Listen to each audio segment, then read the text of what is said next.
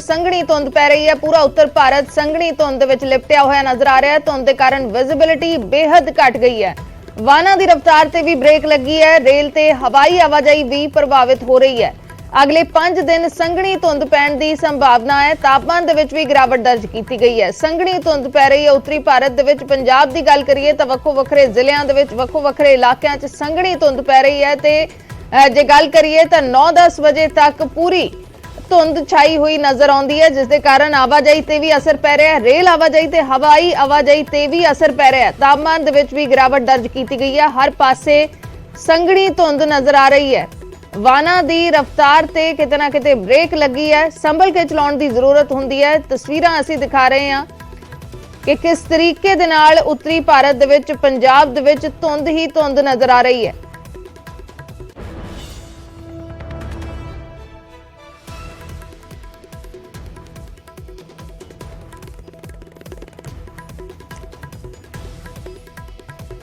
मेरे सहयोगी राजीव शर्मा जुड़े ने अमृतसर तो। राजीव, जिवें असीं देख भी पा रहे हैं तुहाडे पिछे भी कि बिल्कुल विजिबिलिटी ना दे बराबर है। कोई वाहन बिल्कुल नेड़े आउंदा है तां ही नजरी पैंदा है। की कुछ तस्वीर है इस वेले?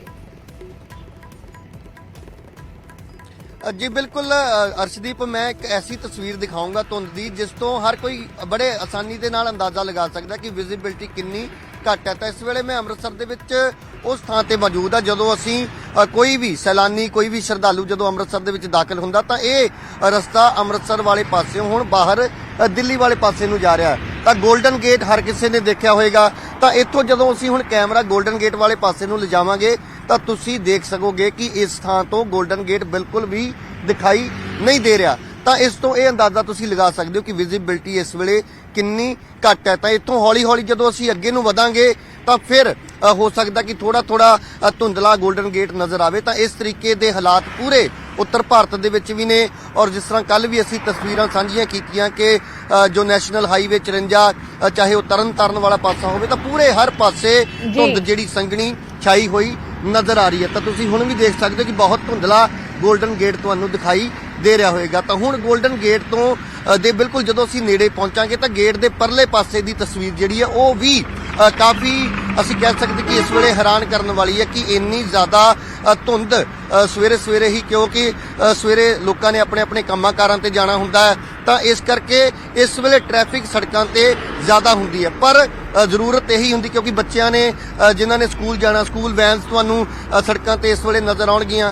तो इस वेले सब तो जरूरी चीज़ हुंदी है कि संभल के वाहन चलाउण दी लोड़ है। तुसीं देख सकते हो जिन्नियां भी गड्डियां दिल्ली वाले पासियों अमृतसर नूं आ रहीआं ने, हर एक गड्डी दी जिहड़ी हैडलाइट है या फॉग लाइटां जिहड़ियां ने वो जगदियां होईयां नज़र आ रही ने। तो इस करके रफ्तार ते ब्रेक जरूर लगी है। पर सब तो जरूरी चीज़ है कि एहतियात बरतन की लोड़ है। जेकर कोई बहुत ज़्यादा जरूरी काम नहीं है तो उसनूं टालिया भी जा सकता, समय दे विच तब्दीली की जा सकती। पर तुसीं देख सकते हो कि जेकर असीं दूर तो जिहड़ियां गड्डियां देखो तो सिर्फ उन्हां दियां लाइट्स ही नज़र आउंदियां ने। तो यही असीं जेकर मौसम विभाग की जिहड़ी भविष्यवाणी है उस मुताबक अगले आने वाले कई दिनों तक इस तरह ही इस धुंध दे विच हालांकि वाधा होएगा। हालांकि शुरुआत हुई है, हौली हौली इस धुंध दे विच वाधा होएगा। तो संभल के गड्डियां चलाउण दी लोड़ है क्योंकि इस वेले बहुत सारे स्कूल कॉलेजिस के जिहड़े विद्यार्थी ने वो भी चाहे वो 2 व्हीलर्स होण या 4 व्हीलर्स होण तो उन्हां ते अपने अपने ਜਿਹੜੇ सरकारी अदारियां दे विच काम करते हैं मुलाजम वो भी इस वेले निकलते हैं। तो हर किसी नूं संभलन की लोड़ है। और तस्वीरां दे विच तुसीं देख सकते एक बार फिर मैं गोल्डन गेट वाले पासे कैमरा जो अपने सहयोगी नूं कहूँगा कि उस पासे कैमरा घुमा के दिखाउण की कोशिश करिए कि इस थां ते, क्योंकि ये मेन एंट्री पॉइंट है अमृतसर का।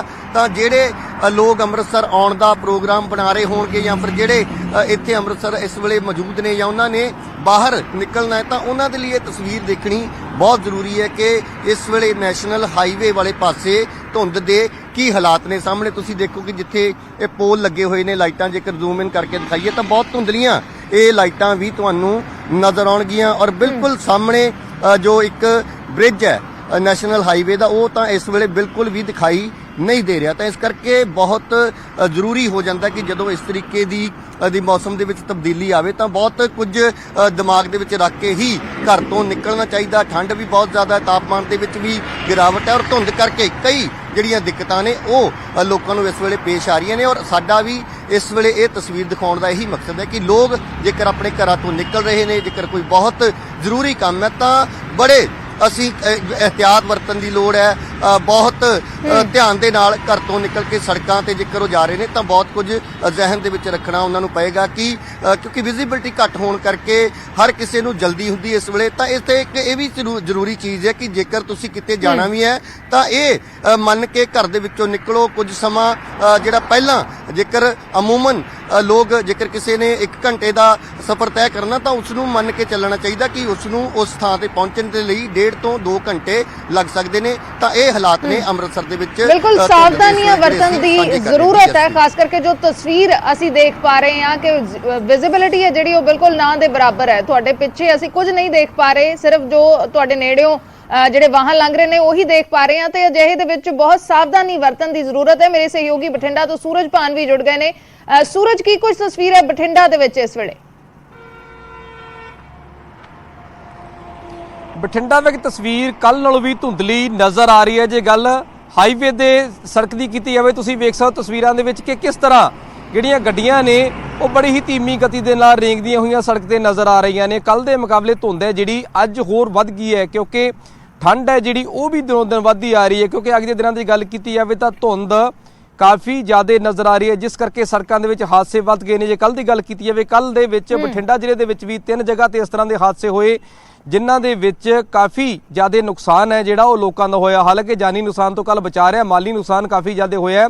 ਦਰਜਨਾਂ ਗੱਡੀਆਂ ਗਿੱਦੜਬਾਹਾ ਦੇ ਵਿੱਚ ਟਕਰਾਈਆਂ ਸੀ ਤੇ ਉਸ ਤੋਂ ਬਾਅਦ ਬਠਿੰਡਾ ਦੇ ਵਿੱਚ ਵੀ ਇਸੇ ਤਰ੍ਹਾਂ ਹੀ ਜਿਹੜਾ ਨਜ਼ਾਰਾ ਨਜ਼ਰ ਆਇਆ ਸੀ ਕਿ ਗੱਡੀਆਂ ਇੱਕ ਦੂਜੇ ਦੇ ਵਿੱਚ ਵੱਜਦੀਆਂ ਹੋਈਆਂ ਨਜ਼ਰ ਆ ਰਹੀਆਂ। ਤਾਂ ਕਰਕੇ ਲੋਕਾਂ ਨੂੰ ਇਹੀ ਅਪੀਲ ਹੈ ਕਿ ਬਿਨਾਂ ਕੰਮ ਤੋਂ ਘਰ ਤੋਂ ਬਾਹਰ ਨਾ ਨਿਕਲੋ, ਔਰ ਖਾਸ ਤੌਰ ਤੇ ਜੇ ਨਿਕਲਦੇ ਆ ਤਾਂ ਬੜੀ ਧੀਮੀ ਗਤੀ ਦੇ ਨਾਲ ਗੱਡੀਆਂ ਜਾਂ ਵਹੀਕਲਾਂ ਨੂੰ ਚਲਾਓ। ਖਾਸ ਤੌਰ ਤੇ 2 ਵੀਲਰ ਨੇ, 2 ਵੀਲਰ ਵਾਲੇ ਬੜੇ ਪਰੇਸ਼ਾਨ ਨੇ ਕਿਉਂਕਿ ਠੰਡ ਕਾਫੀ ਜ਼ਿਆਦਾ ਹੈ, ਵਿਜ਼ਿਬਿਲਿਟੀ ਬਹੁਤ ਘਟ ਗਈ ਹੈ। ਕੱਲ ਦੇ ਮੁਕਾਬਲੇ ਸੜਕ ਦੇ ਉੱਪਰ ਕੁਝ ਵੀ ਨਜ਼ਰ ਨਹੀਂ ਆ ਰਿਹਾ, ਚਾਰੇ ਪਾਸੇ ਸਿਰਫ ਧੁੰਦ ਹੀ ਧੁੰਦ ਨਜ਼ਰ ਆ ਰਹੀ ਹੈ। ਤਾਂ ਕਰਕੇ ਲੋਕ ਪਰੇਸ਼ਾਨ ਨੇ। ਕਿਤੇ ਇਸ ਠੰਡ ਦੇ ਕਾਰਨ ਹਸਪੀਟਲਾਂ ਦੇ ਵਿੱਚ ਵੀ OPD ਵਧੀ ਹੈ, ਲੋਕ ਬਿਮਾਰ ਨੇ ਉਹ ਜ਼ਿਆਦਾ ਹੋ ਰਹੇ ਨੇ। ਜਿਸ ਤਰ੍ਹਾਂ ਮੈਂ ਕੱਲ ਵੀ ਗੱਲ ਕੀਤੀ, ਸਿਰਫ ਫਾਇਦਾ ਹੈ ਤਾਂ ਕੱਲੀ ਕਿਸਾਨਾਂ ਦੀ ਫਸਲ ਨੂੰ, ਬਾਕੀ ਧੁੰਦ ਦਾ ਹਰ ਪਾਸੇ ਨੁਕਸਾਨ ਆ ਔਰ ਹਰ ਲੋਕ ਨੇ ਜਿਹੜੇ ਬਾਹਰ ਨਿਕਲਣ ਵਾਲੇ ਨੇ ਉਹ ਕਿਤੇ ਨਾ ਕਿਤੇ ਪਰੇਸ਼ਾਨ ਨਜ਼ਰ ਆ ਰਹੇ ਨੇ। ਤਾਂ ਕਰਕੇ ਜੇ ਕਿਸੇ ਨੇ ਬਾਹਰ ਜਾਣਾ ਸੀ ਇਹੀ ਕਹਿੰਦੇ ਕਿ ਘੱਟ ਤੋਂ ਘੱਟ ਬਾਹਰ ਨਿਕਲੋ, ਜੇ ਨਿਕਲੋ ਤਾਂ ਸਮੇਂ ਤੋਂ ਪਹਿਲਾਂ ਆਪਦੀ ਮੰਜ਼ਿਲ ਵੱਲ ਤੁਰ ਪਓ ਤਾਂ ਜੋ ਸਮੇਂ ਰਹਿੰਦੇ ਤੁਸੀਂ ਪਹੁੰਚ ਸਕੋ। ਤਾਂ ਕਰਕੇ ਜਲਦਬਾਜ਼ੀ ਨਹੀਂ ਕਰਨੀ ਚਾਹੀਦੀ। ਤਸਵੀਰਾਂ ਦੇ ਵਿੱਚ ਵੇਖ ਸਕਦੇ ਹੋ ਕਿ ਹਾਈਵੇ ਦੇ ਉੱਪਰ ਜਿਹੜੇ ਵਹੀਕਲ ਨੇ ਉਹਨਾਂ ਦੀ ਗਿਣਤੀ ਵੀ ਘਟੀ ਆ, ਉਹ ਵੀ ਟਾਵੇਂ ਵਹੀਕਲ ਨੇ ਜਿਹੜੇ ਨਜ਼ਰ ਆ ਰਹੇ ਨੇ। ਤਾਂ ਕਰਕੇ ਅੱਜ ਦੂਸਰਾ ਦਿਨ ਹੈ ਧੁੰਦ ਦਾ ਔਰ ਆਉਣ ਵਾਲੇ ਦਿਨਾਂ ਦੇ ਵਿੱਚ ਮੌਸਮ ਮਾਹਿਰ ਇਹੀ ਕਹਿ ਰਹੇ ਨੇ ਕਿ ਧੁੰਦ ਹੋਰ ਵੱਧ ਸਕਦੀ ਹੈ, ਠੰਡ ਹੋਰ ਵਧੂਗੀ। ਤਾਂ ਕਰਕੇ ਹੋਰ ਅਹਿਤਿਆਤ ਵਰਤਣ ਦੀ ਲੋੜ ਆ ਆਉਣ ਵਾਲੇ ਦਿਨਾਂ ਦੇ ਵਿੱਚ। ਜਿਉਂ ਧੁੰਦ ਵੱਧਦੀ ਹੈ, ਠੰਡ ਵੱਧਦੀ ਹੈ, ਤਾਂ ਕਰਕੇ ਇਸ ਤਰ੍ਹਾਂ ਦੇ ਹਾਦਸੇ ਨਾ ਹੋਣ ਸੜਕਾਂ ਦੇ ਉੱਪਰ। ਲੋਕਾਂ ਨੂੰ ਇਹ ਅਪੀਲ ਕੀਤੀ ਜਾ ਰਹੀ ਹੈ ਔਰ ਪ੍ਰਸ਼ਾਸਨ ਵੀ ਇਹੀ ਬਾਰ-ਬਾਰ, ਚਾਹੇ ਉਹ ਟ੍ਰੈਫਿਕ ਪੁਲਿਸ ਹੋਵੇ, ਉਹ ਅਵੇਅਰ ਕਰ ਰਹੇ ਲੋਕਾਂ ਨੂੰ ਕਿ ਲਾਈਟਾਂ ਪ੍ਰੋਪਰ ਤਰੀਕੇ ਦੇ ਨਾਲ ਹੁਣ ਯੈਲੋ ਲਾਈਟ ਦਾ ਇਸਤੇਮਾਲ ਕੀਤਾ ਜਾਵੇ, ਰਿਫਲੈਕਟਰ ਹੈ ਪ੍ਰੋਪਰ ਗੱਡੀਆਂ ਤੇ ਲੱਗੇ ਹੋਣੇ ਚਾਹੀਦੇ ਨੇ। ਸੜਕਾਂ ਦੇ ਡਿਵਾਈਡਰ ਨੇ ਉਹਨਾਂ ਦੇ ਚਿੱਟੇ ਕਲਰ ਦੇ ਨਿਸ਼ਾਨ ਜਾਂ ਡਿਵਾਈਡਰਾਂ ਦੇ ਉੱਪਰ ਮਾਰਕਿੰਗ ਹੈ ਪ੍ਰੋਪਰ ਤੌਰ ਤੇ ਹੋਣੀਆਂ ਚਾਹੀਦੀਆਂ ਨੇ। ਹਾਲਾਂਕਿ ਟ੍ਰੈਫਿਕ ਪੁਲਿਸ ਵੱਲੋਂ ਵੀ ਸੈਮੀਨਾਰ ਹੈ ਜਿਹੜੇ ਧੁੰਦ ਨੂੰ ਵੇਖਦਿਆਂ ਹੋਇਆ ਸ਼ੁਰੂ ਕਰ ਦਿੱਤੇ ਨੇ, ਪਰ ਅਹਿਤਿਆਤ ਦੇ ਤੌਰ ਤੇ ਲੋਕਾਂ ਨੂੰ ਘੱਟ ਤੋਂ ਘੱਟ ਘਰੋਂ ਬਾਹਰ ਨਿਕਲਣਾ ਹੋਏਗਾ ਕਿਉਂਕਿ ਧੁੰਦ ਹੈ ਆਉਣ ਵਾਲੇ ਦਿਨਾਂ ਦੇ ਵਿੱਚ ਜਿਹੜੇ ਮੌਸਮ ਵਿਗਿਆਨੀ ਉਹ ਕਹਿ ਰਹੇ ਕਿ ਵੱਧ ਸਕਦੀ ਹੈ। ਤਾਂ ਕਰਕੇ ਲੋਕਾਂ ਦੀਆਂ ਮੁਸ਼ਕਲਾਂ ਵੀ ਧੁੰਦ ਦੇ ਨਾਲ ਵੱਧ ਸਕਦੀਆਂ ਨੇ। ਜੀ ਬਿਲਕੁਲ ਮੁਸ਼ਕਿਲਾਂ ਕਿਤੇ ਨਾ ਕਿਤੇ ਵੱਧਦੀਆਂ ਨਜ਼ਰ ਆ ਰਹੀਆਂ ਨੇ ਤੇ ਜਿਸ ਤਰੀਕੇ ਦੇ ਨਾਲ ਹਾਦਸੇ ਵੀ ਵਾਪਰਨ ਲੱਗੇ ਨੇ ਤਾਂ ਲੋਕਾਂ ਨੂੰ ਸੰਭਲ ਕੇ ਸੜਕ ਤੇ ਉਤਰਨ ਦੀ ਜ਼ਰੂਰਤ ਹੈ। ਸ਼ੁਕਰੀਆ ਸੂਰਜ, ਪੂਰੀ ਜਾਣਕਾਰੀ ਦੇ ਲਈ। ਮੇਰੇ ਸਹਿਯੋਗੀ ਰਾਜੀਵ ਜੁੜੇ। ਰਾਜੀਵ, ਤੁਹਾਡਾ ਵੀ ਸ਼ੁਕਰੀਆ। ਤਾਂ ਧੁੰਦ ਸੰਘਣੀ ਹੁੰਦੀ ਜਾ ਰਹੀ ਹੈ ਲਗਾਤਾਰ। ਪੰਜਾਬ ਦੀ ਗੱਲ ਕਰੀਏ, ਉੱਤਰੀ ਭਾਰਤ ਦੀ ਗੱਲ ਕਰੀਏ ਤਾਂ ਬਿਲਕੁਲ ਵਿਜ਼ਿਬਿਲਿਟੀ ਨਾ ਦੇ ਬਰਾਬਰ ਹੈ। ਅਸੀਂ ਤਸਵੀਰਾਂ ਦਿਖਾਈਆਂ ਨੇ ਬਠਿੰਡਾ ਤੇ ਅੰਮ੍ਰਿਤਸਰ ਤੋਂ, ਜਿੱਥੇ ਵਿਜ਼ਿਬਿਲਿਟੀ ਬਿਲਕੁਲ ਨਾ ਦੇ ਬਰਾਬਰ ਹੈ। ਤਾਂ ਅਜਿਹੇ ਦੇ ਵਿੱਚ ਜ਼ਰੂਰਤ ਹੈ ਕਿ ਫੌਗ ਲਾਈਟਸ ਔਨ ਰੱਖੀਆਂ ਜਾਣ, ਬਹੁਤ ਹੀ ਅਸੀਂ ਕਹੀਏ ਕਿ ਹੌਲੀ ਡਰਾਈਵ ਕੀਤਾ ਜਾਵੇ, ਓਵਰਟੇਕ ਕਰਨ ਦੀ ਕੋਸ਼ਿਸ਼ ਨਾ ਕੀਤੀ ਜਾਵੇ। ਕਿ ਕੱਲ ਬਠਿੰਡਾ ਦੇ ਵਿੱਚ ਵੀ ਅਜਿਹਾ ਹਾਦਸਾ ਵਾਪਰਿਆ ਜਿੱਥੇ ਬੱਸ ਨੇ ਇੱਕ ਟਰੈਕਟਰ ਟਰਾਲੀ ਨੂੰ ਓਵਰਟੇਕ ਕਰਨ ਦੀ ਕੋਸ਼ਿਸ਼ ਕੀਤੀ ਧੁੰਦ ਦੇ ਵਿੱਚ ਤੇ ਟੱਕਰ ਹੋ ਗਈ ਤੇ ਇੱਕ ਤੋਂ ਬਾਅਦ 8 ਵਾਹਨ ਹੋਰ ਟਕਰਾ ਗਏ, ਜਿਸ ਦੇ ਵਿੱਚ ਇੱਕ ਸਕੂਲ ਵੈਨ ਵੀ ਮੌਜੂਦ ਸੀ। ਲੇਕਿਨ ਗਨੀਮਤ ਰਹੀ ਕਿ ਇਸ ਹਾਦਸੇ ਦੇ ਵਿੱਚ ਕੋਈ ਜਾਨੀ ਨੁਕਸਾਨ ਨਹੀਂ ਹੋਇਆ। ਤਾਂ ਅਜਿਹੇ ਹਾਦਸਿਆਂ ਤੋਂ ਬਚਣ ਦੇ ਲਈ ਜ਼ਰੂਰਤ ਹੈ ਕਿ ਸਾਵਧਾਨੀਆਂ ਵਰਤੀਆਂ ਜਾਣ।